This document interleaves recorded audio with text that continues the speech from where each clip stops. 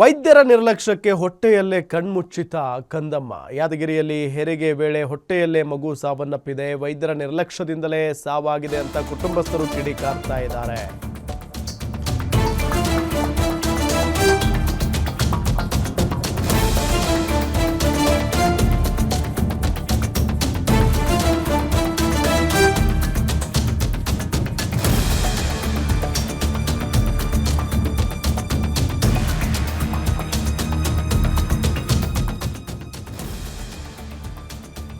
ನಿನ್ನೆ ಹೆರಿಗೆಗಾಗಿ ಗರ್ಭಿಣಿ ಲೀಲಾವತಿಯವರು ಆಸ್ಪತ್ರೆಗೆ ದಾಖಲಾಗಿದ್ದರು.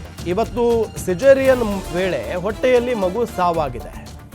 ಮದುವೆಯಾಗಿ 10 ವರ್ಷದ ನಂತರ ಮಗು ಆಗಮನದ ಖುಷಿಯಲ್ಲಿ ದಂಪತಿ ಇದ್ರು. ಅಯ್ಯಯ್ಯೋ, ಲೀಲಾವತಿ ಹಾಗೂ ದೇವಪ್ಪ ಚೌಹಾಣ್ ದಂಪತಿ ಪಾಪ.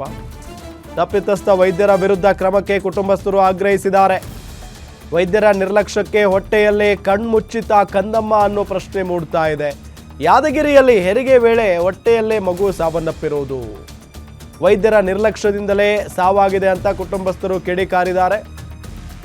ತಾಯಿ ಮತ್ತು ಮಕ್ಕಳ ಆಸ್ಪತ್ರೆ ಮುಂಭಾಗದಲ್ಲಿ ಪ್ರತಿಭಟನೆ ನಡೆದಿರೋದು. ಇಲ್ಲಿ ಮದುವೆಯಾಗಿ 10 ವರ್ಷದ ನಂತರ ಮನೆಗೆ ಮಗು ಬರ್ತಾ ಇದೆ ಅನ್ನೋ ಒಂದು ಖುಷಿಯಲ್ಲಿತ್ತು ಆ ಕುಟುಂಬ, ಆ ದಂಪತಿಗಳು. ನೋಡಿದ್ರೆ ಈಗ ಮಗುನೇ ಇಲ್ಲ ಅಂತ ಅಂದ್ರೆ ಪಾಪ ಇಂಥ ಸಂಕಟ ಅದು. ತಾಯಿ ಮತ್ತು ಮಕ್ಕಳ ಆಸ್ಪತ್ರೆಯ ಮುಂಭಾಗದಲ್ಲಿ ಈಗ ಪ್ರತಿಭಟನೆ ಮಾಡ್ತಾ ಇದ್ದಾರೆ. ಈ ಮಗು ಸಾಯೋದಕ್ಕೆ ಕಾರಣ ವೈದ್ಯರ ನಿರ್ಲಕ್ಷ್ಯ ಅಂತ ಹೇಳಿ ಆರೋಪವನ್ನ ಮಾಡ್ತಾ ಇದ್ದಾರೆ.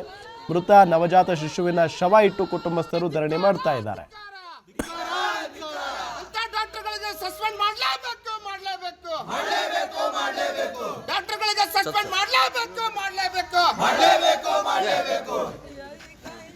ಡಾಕ್ಟರ್ಗಳ ಮೇಲೆ ಎಫ್ಐಆರ್ ಆಗಲೇಬೇಕು.